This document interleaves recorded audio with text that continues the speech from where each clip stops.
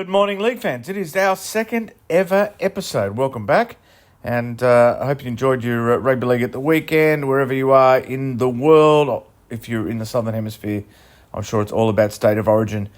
And we've got an interesting program coming up because I did a fair bit of travelling at the weekend. Went to 2 games in Hull, saw Ryan Hall break the record, then saw Leeds' worst loss of the year, only the second win for Hull, so we'll talk about that. And then 3 tries in a row to Daryl Clark on Sunday here in London at the Stoop, where St Helens put the cleaners through London. But it is Tuesday, and so Tuesday is, in the NRL, Teams Tuesday. All the teams are announced. I used to get excited about it back in the 90s when no one else did. Now it's like a huge deal. I remember my bosses telling me to stop worrying about teams because there's more important things going on a Tuesday. But now there's not, really. Maybe because of State of Origin there is. But anyway, so just the big news, Friday's game, Dolphins and Melbourne, and Jesse Bromwich is back, but more importantly, Tavita Pangai Jr. It's been mid-season signing for the mighty Dolphins, and he is in the team. Ryan Pappenhausen is back for the Storm. That's at Suncorp Stadium on Friday night. Gold Coast and the Warriors at Seabus Super Stadium, and David Fafita is back from an ankle injury for the Titans. Man who said he was going to leave, now sticking around, and the Delamartini Zalesniak suspended for the Warriors. Roger Tuivasa-Sheck is back, but in the centres. And obviously a couple of players missing in State of Origin camp, Mitch Barnett and Kurt Capewell. So Dylan Walker is in the second row. Jacob Laban and Tom Ale join the bench. What else is happening on the weekend? There's in the split round on Saturday. That was a Saturday game. The other Saturday game is the Roosters and the Doggies at Gosford, and James Tedesco is obviously available because he didn't get picked by Origin, but Collins, Lenu, Crichton, Watson, all unavailable. So Dom Young is back for the Roosters, and Brandon Smith's also back from suspension.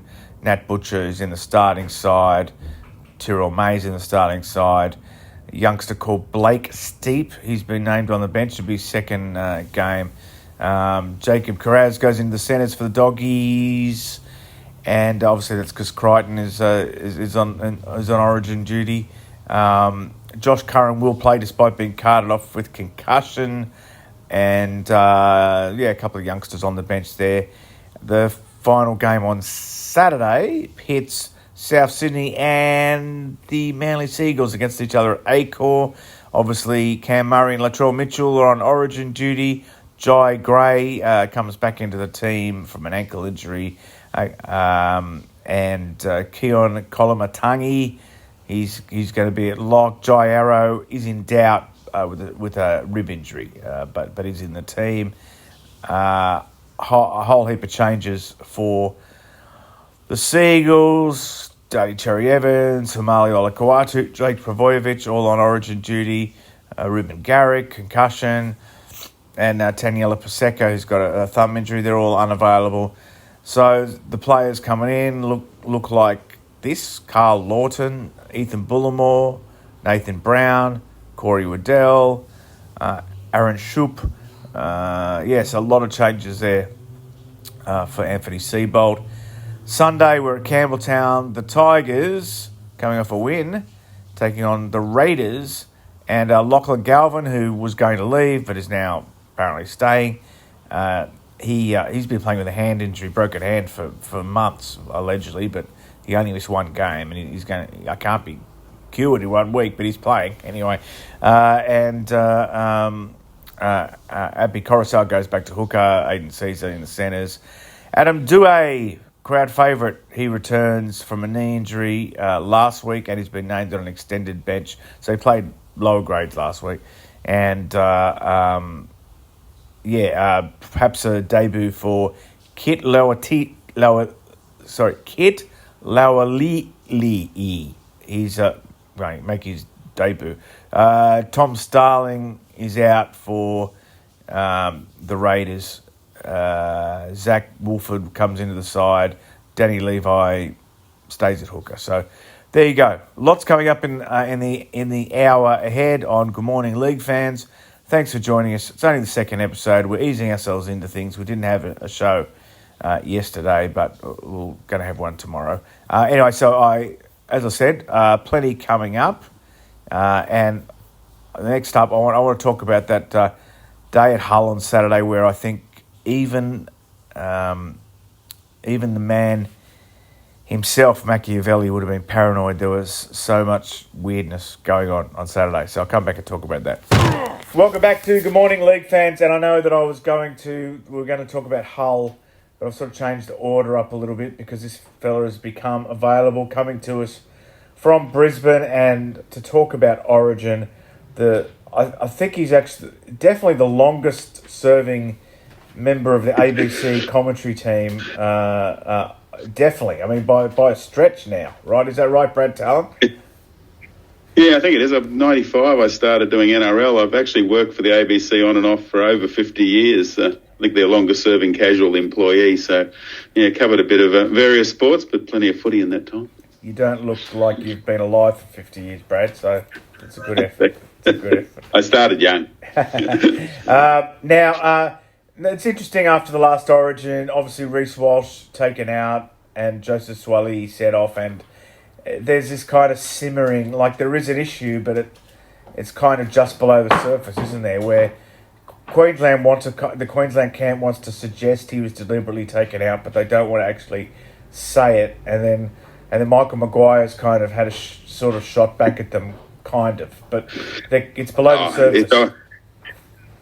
It's Origin, isn't it, Steve? I mean, for sure. Look, there was no doubt in that first game that, they've got to, they wanted to put pressure on Reece. There's no doubt about that. Early on, Martin, after a kick hit him, and then of course the Swalihi tackle certainly went wrong. There was no doubt he was trying to hit him hard. I don't think he was trying to hit him in the head.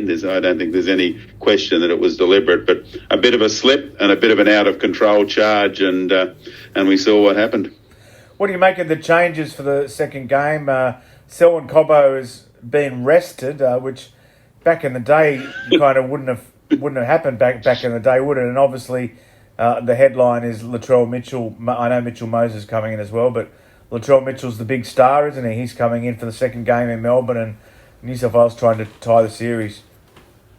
Yeah, well, look, with Selwyn, they've done a bit of that with him with the Broncos as well, so he's a very, very laid back character. There's absolutely no doubt about that, and he just clearly, obviously, Billy just thought he wasn't quite right at the moment. So, despite the fact he did such a good job coming off the bench in game one, but yeah, look, they certainly, Reece Walsh comes in. They've got the cover now. He's still gone with that back on the bench, effectively with Kurt Capewell. He's still obviously covering himself, Billy, in case there's an injury to an outside back.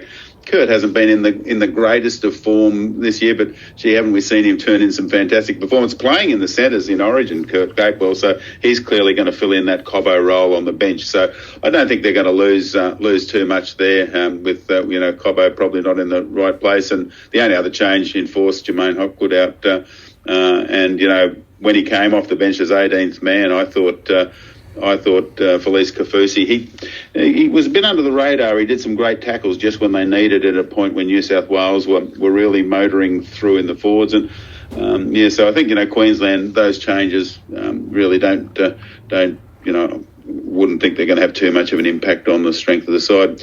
New South Wales, look, you don't want the other side to pick a player, the players you don't want them to pick, and I don't think Queensland would want them to pick Latrell. And look, he was in fantastic form. I did the sideline for the game down the coast, where he just was his just brilliant self. He practically beat the Titans on his own, Latrell, and he can show what he's capable of. In the centres, he's got that X factor. If he puts on a great game, he is just so hard to contain, and I think they have to bring Latrell into the side to have that X factor. I don't think it's all lost for New South Wales. I think what we forget, that middle 30, 40 minutes of the game, incidentally, the time when Harry Grant was on and Ben Hunt was off, Queensland didn't score a point, and New South Wales were on top. If they had a halfback who could have kicked a bit better and taken advantage of that, if they scored another try in that period, Queensland, it was panic stations. And, Mitchell Moses' kicking game, I think, will make a big difference. I think he's just got that better kicking game than Nicho Hines. And I think that's going to be so important. And if that New South Wales forwards can get that roll on again that they did get during that middle 30-minute period, I say watch out Queensland. Now, before we started taping, we were talking about you coming over to the UK, but will you be in Melbourne for Origin too? Still, I'm not 100% sure. I'm hoping to get down there for it. I've just got a few things I've got to sort out before I go away. But so I'm hoping to get down there. It's not a great ground for Queensland, that MCG, but they've only had, I think, they've only won one game there, so it's not one of Queensland's happy hunting grounds, the G. So they'll have to have their game on to win the series if they can. Obviously, they've still got to come back to Suncorp Stadium, which they'll be very confident doing. But if they can finish it off in Melbourne, I'm sure they will. It's not a great place. You're a long way from the action there, Brad. And I remember many years ago there was a streaker there, and you're so far away from the action that one of the reporters got the gender of the streaker wrong. So that's a good indication of how far away you are from the. Yeah, it's not exactly a great ground for rugby league, that's for sure. Plus, also, I think what happens with those ovals too, the kickers get a bit off target too, because they're not quite sure where the sidelines are, and quite often you see kicks go out in the full or go astray. So and it can be a bit slippery, that ground too. So it will be interesting to see how both sides cope with it. I think that'll favour New South Wales actually. That. Just a bit of that slipperiness underfoot with the big forwards motoring forward. They don't have to step too much. They can just go straight ahead. Brad, it's great to hear your voice, mate, and we're looking forward to seeing you here in London in a few weeks, and enjoy Origin. Yeah, thanks, Steve. Look after yourself. As promised, I walked into MKM Stadium on Saturday, knowing that it was an important game for Leeds and for Rowan Smith. And I was surprised when I got into the press area, but only mildly surprised, that Tony Smith was there, the former coach of Hull, who was sacked mid-season. And turns out Tony was doing some work on Sky, part of the TV coverage. And, I just got to say, like I didn't think this through, and I just want to give full credit to, I'm sure that he was chosen by Brian Carney. Maybe not. Maybe he was chosen by someone else in the Sky camp to be a guest. But as the pre-match build-up with Tony unfolded, I came to appreciate the genius of picking him. Firstly, he'd been sacked by Hull, and therefore he could be asked about that decision by the club to let him go mid-season and to bring in Richie Myler as football manager. Now, Richie Myler, his partner's dad is Andrew Thurkill, who has been approached to invest in the club. Hull is struggling financially. So Tony went into that, said it was obviously, basically to paraphrase him, and you can watch the interview yourself on YouTube, that it was part of the plan to bring an investment to the club, and that he said that he used to coach Richie Myler and had time for him years ago. I think he maybe meant I used to coach him years ago and had time for him, but he said I used to coach him and had time for him years ago, which it's got a different meaning. So there was kind of that, which was already very newsworthy. But then Hull were playing Leeds, and the nephew of Tony Smith is the Leeds coach, Rowan Smith, who himself is under pressure. And John Wilkin, who's also on the panel at Sky, had been critical of the style of football that Leeds have been playing. So suddenly Brian can then switch from, the personal or the professional, you've been sacked by this club, what do you think, where are they going now, to the personal. Meanwhile, your nephew's under pressure, and this fella standing here has been critical of your nephew's coaching. It was absolutely brilliant television, and it speaks to Brian Carney's legal training, that he was he was able to basically cross-examine Tony Smith on two levels and then on the intersection of the two levels. So who would Tony Smith be hoping wins that afternoon? You would say the club of his nephew in preference to the club that sacked him, definitely. But he's not going to be silly enough to say that. And he's not, and so it was really a question of Tony knowing, Brian having a sense of the sympathies of the guest, the interviewee, and then prodding him to see how many of those sympathies could be drawn out. I guess I'm speaking as a journalist here, and I guess portraying a little bit the way we think when we approach an interview, why you choose to ring someone in a certain situation and what sort of questions you ask them. You do have an idea of where their sentiments might lay, and you give them the opportunity to express those sentiments, even though they maybe don't plan to. So just a round of applause for Brian Carney. Brilliant broadcasting on Saturday. And I left the ground thinking that Hull may claim two members of the Smith family this year, in that it was clearly the worst loss that Leeds have had, because it was to a team that had previously only won one game all year. It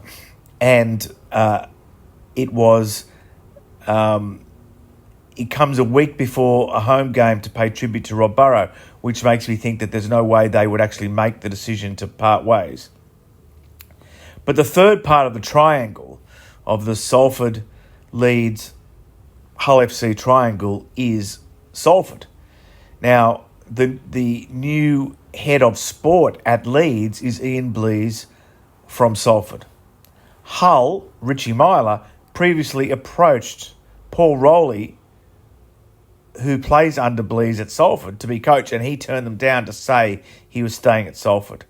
So if Rowan Smith was to part company with Leeds, then you would imagine, and Peter Smith from the Yorkshire Post asked this question of Ian Blease, you would imagine that Ian Blease would maybe have another dig at his good friend Paul Rowley to bring him across to Leeds, perhaps next season.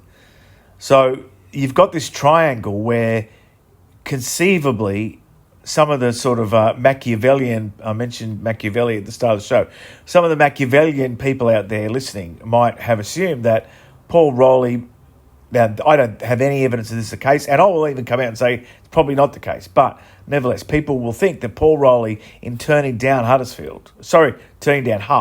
already knew his friend was going to Leeds and that there would be an opportunity in Leeds, and that would be a better opportunity.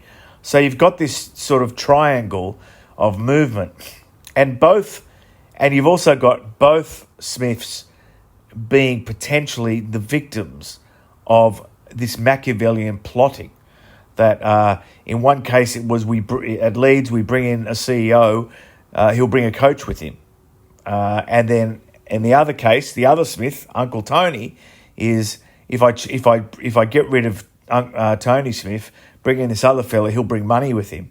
It's absolutely fascinating. It's Shakespearean. It's absolutely Shakespearean. Anyway, I'll leave you with Simon Grix, the caretaker coach of Hull, and this little zinger at the end of the press conference when I asked him what his favourite memory of the day would be, and he had a go at an unnamed Leeds player.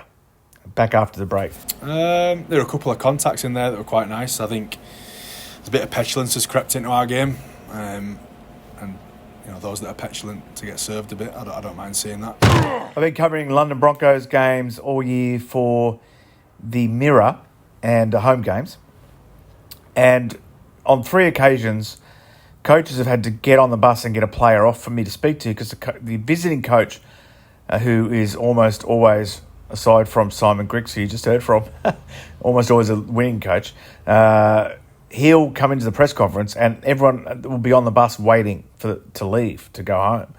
And so I've come up with this sort of plan of action now where when the game is over, I run down to the fence because inevitably the visiting players are paying tribute to the fans who've made the trip to London.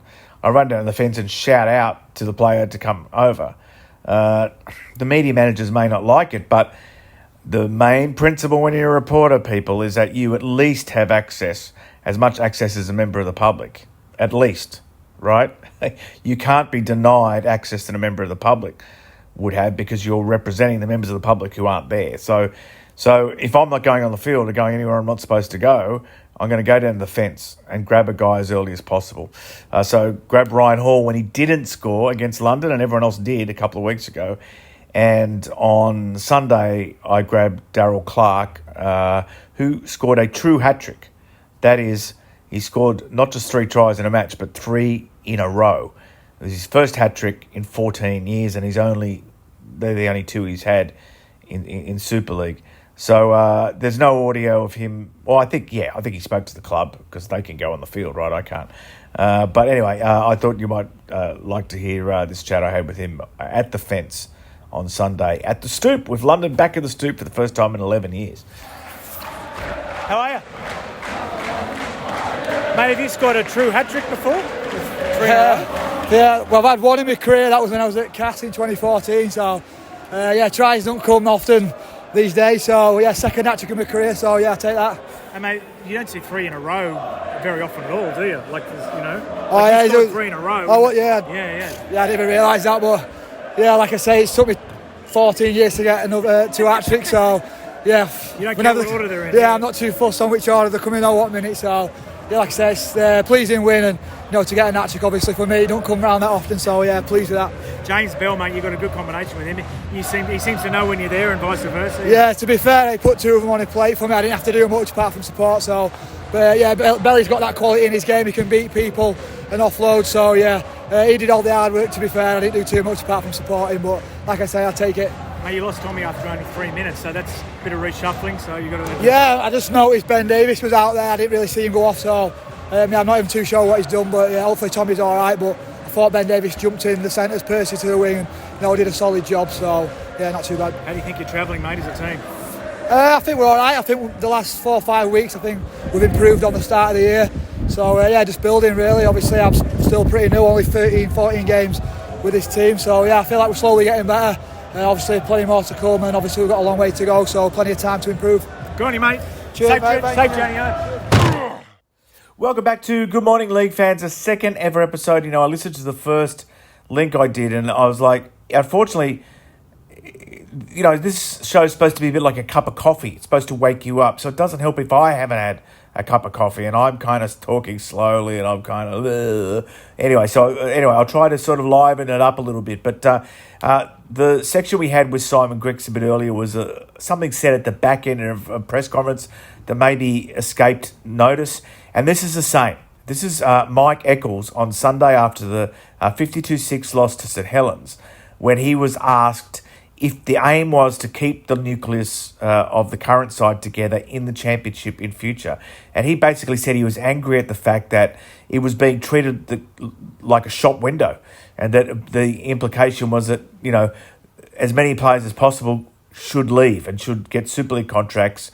And he said that he was going to fight that with all his fibre. So have a listen to what Mike Eccles said about that. It's always my plan to retain as many players as we can. When I first took over, in my time here, it's imperative for any club, any successful club, to keep and retain as many players as they can and let the team grow together in any sport. That's even harder for London because of the difficulties it faces, and there's a higher turnover in London, history will tell you, than probably anywhere else. So it's even more difficult than when you face what you face with this year. Let's be realistic about this.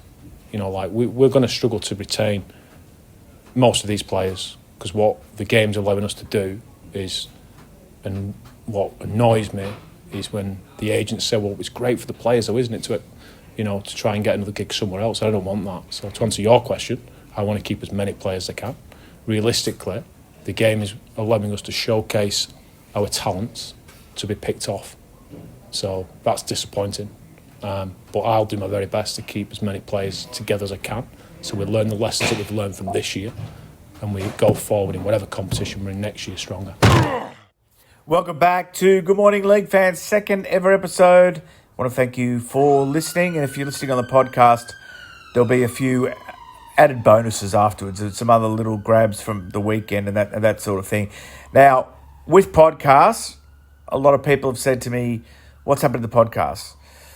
They're still there, but we're not broadcasting them as live anymore because it was just impossible to cut them up so that we could have news every hour and then make sure that they remained current. So different podcasts got out of date at different times of the week because the teams play at different times of the week, if you get what I mean. So it was more than a full-time job to try to keep turning them over and keep them fresh.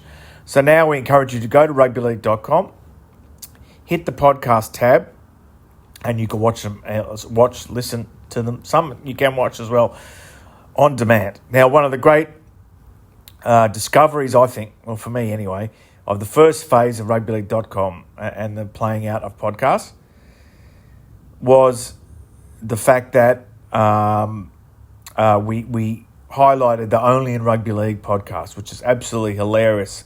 It's gold. And every week they've got a segment where they highlight things, ridiculous things that happen in rugby league that could only happen in rugby league. So let's go back 6 days and have a listen to that segment of the show. And Only in Rugby League, thoroughly recommended. Make sure you follow it. Make sure you listen to it on rugbyleague.com. Okay, so we now move into a happier, cheerier section. It's our Only in Rugby League. Yeah, we haven't even done this yet. No, we have not.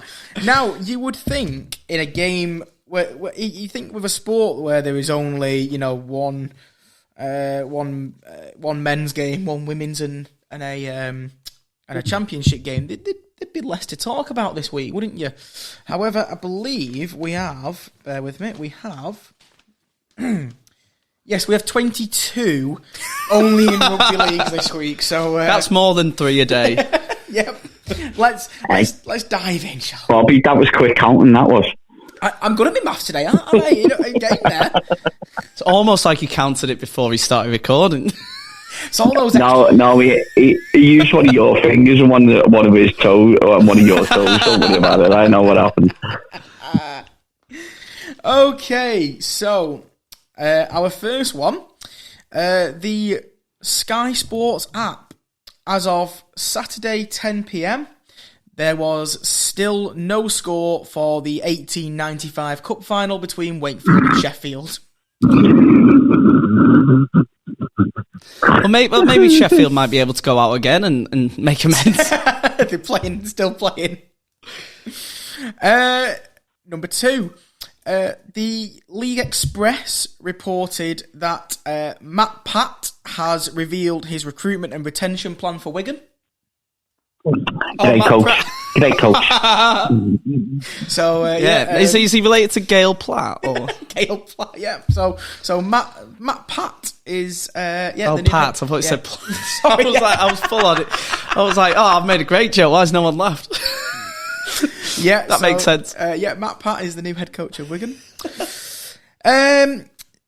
Over to the NRL. His brother Postman was good though, wasn't he? Postman Pat. Great there we go. There we go. I'll make amends. There we go. Over to the NRL. Our only NRL one for this week, just so you know, out of 22. Only an NRL.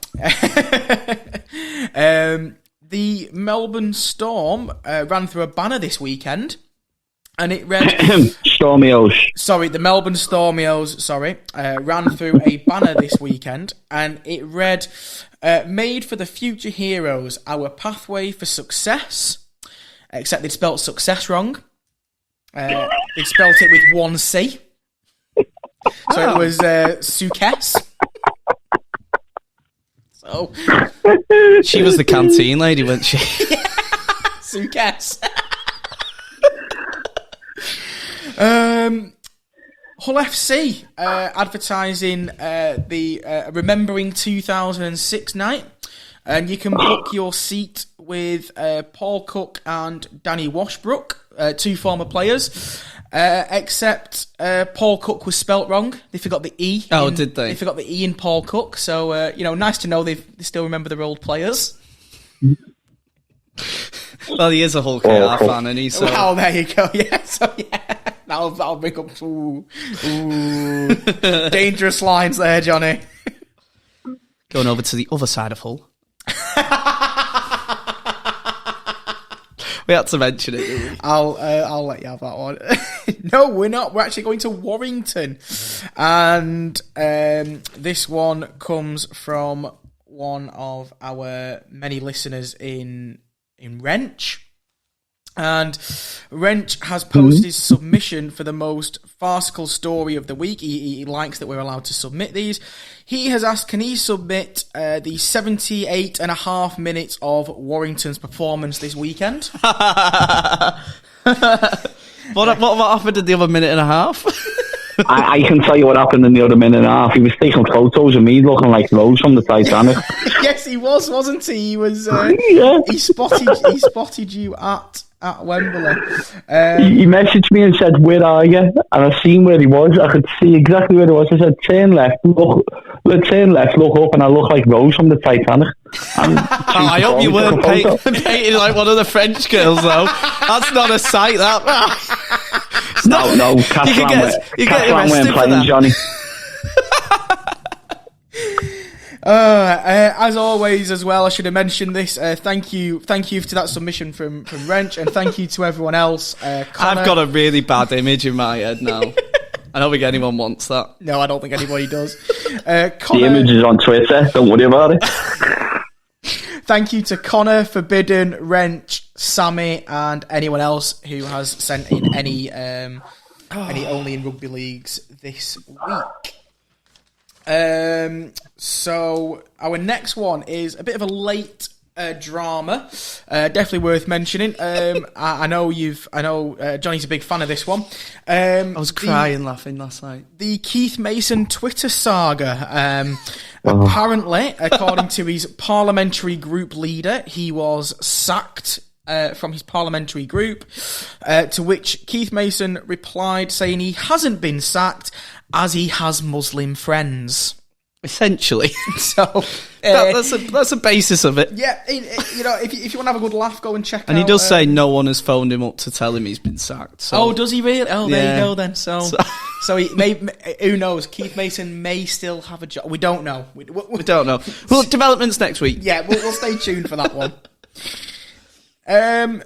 Number 6. I don't know if anyone saw this. The Hindley under-11s coach has had a bet with over the result of the Challenge Cup final with the under-13s coach of Hindley.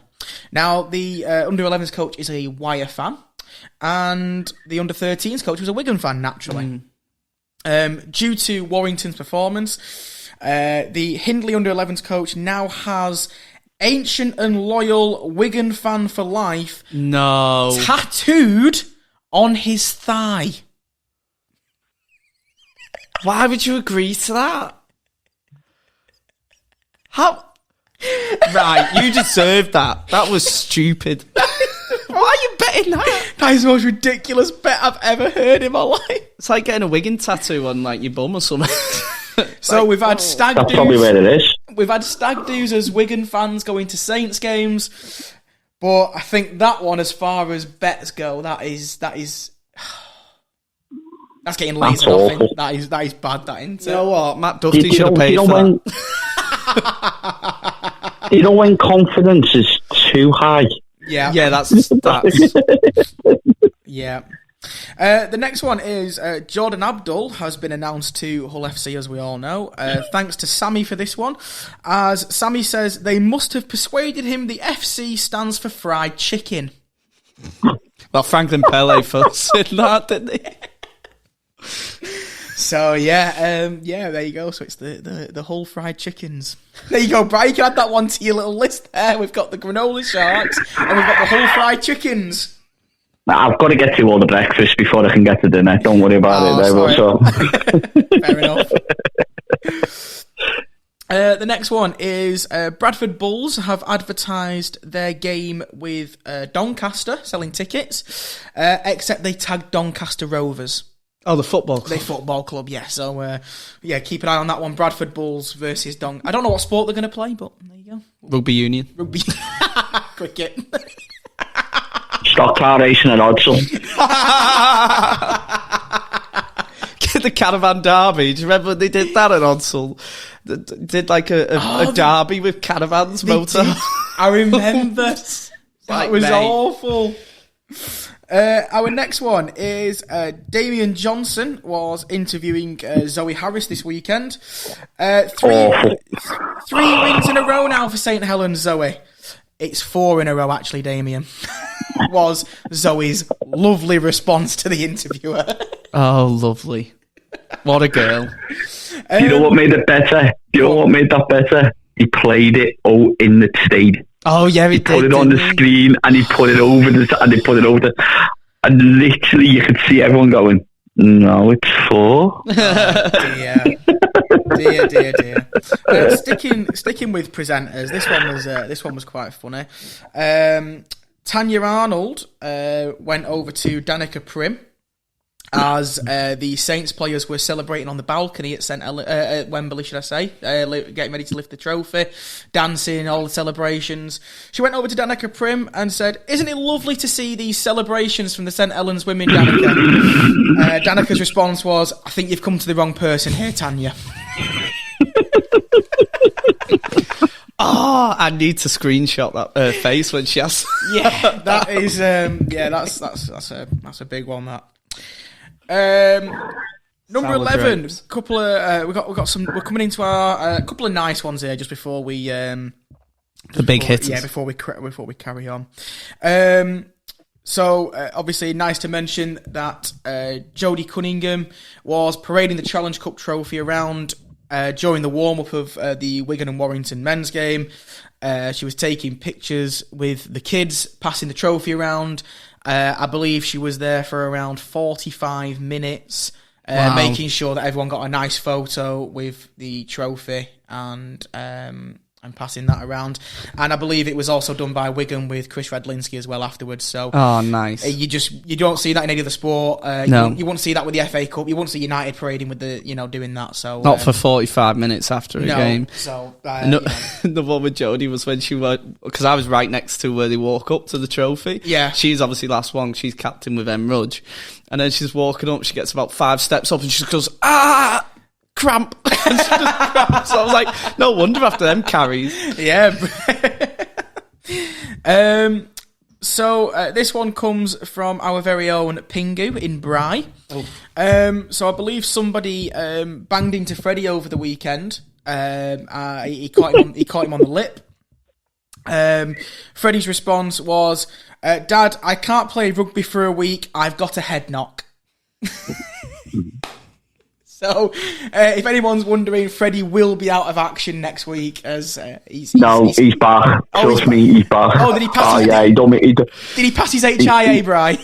He not only passed it, he knocked me out next day. Yeah, don't worry about it. So, if anyone's wondering, Bri will be missing the pod next week due to a head knock. Our next one, we're back onto the world of rugby league now. We're not back, are we? No, that was the wrong saying. However, we go over to Wigan, who, believe it or not, were charging fans to come to the Challenge Cup celebrations at Robin Park. I hope there's a bouncy castle for the quid. Mate, what are you doing? Danson's billionaires don't stretch to homecomings, apparently. £1 a ticket.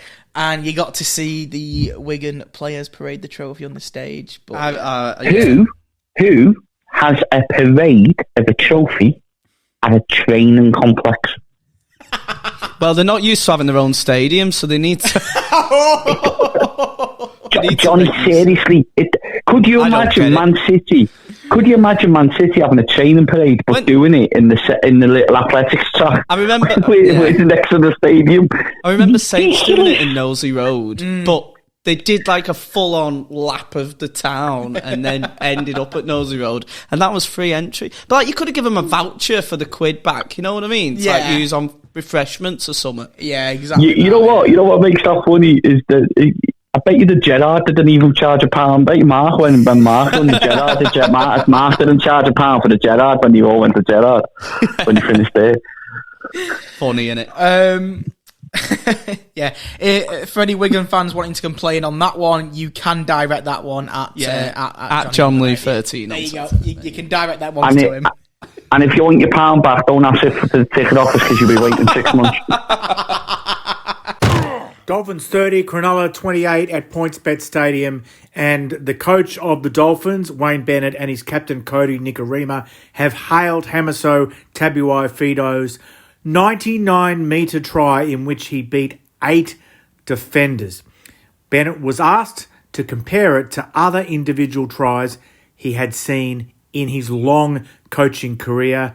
Cody Nikorima spoke about the try, and Bennett was then asked how he compared, that's Hamiso Tabuai-Fido, in terms of natural talent to other stars he had seen. Yeah, in the top 2 or 3, Stephen Wolf scored a try I'll never forget. And I'll never forget this one either. Yeah, I was at the back actually celebrating. Obviously, it's a nice sight when you see Hammer out in open space, and to his credit, he still had some work to do. I think he beat about 2 or 3 defenders, and yeah, only Hammer can do that. Oh well, Stephen Wolf, everyone forgets about him. I'd never forget about him. He was wonderful. He had just special gifts that only the special ones have, and yeah, him and Hammer would be the 2 players that I probably think in my time that I've coached that just have that absolute magic to get to that try line and create that moment. RugbyLeague.com game day.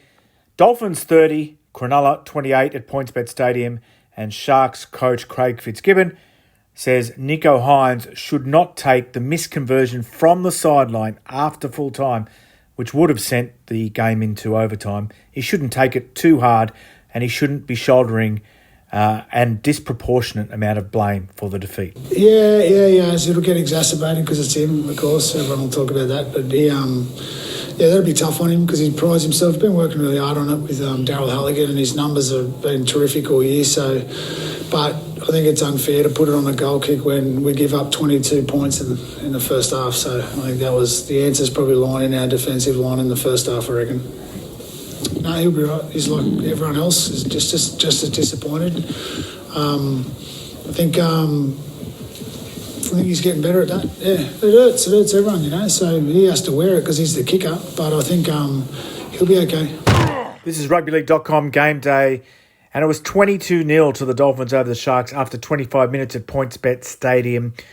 But the Cronulla coach Craig Fitzgibbon has no doubt there was one piece of brilliance from Hamiso Tabuai-Fido, who beat 8 defenders in a 99-metre run from a kick return in the 58th minute that cost the boys from the Shire the game.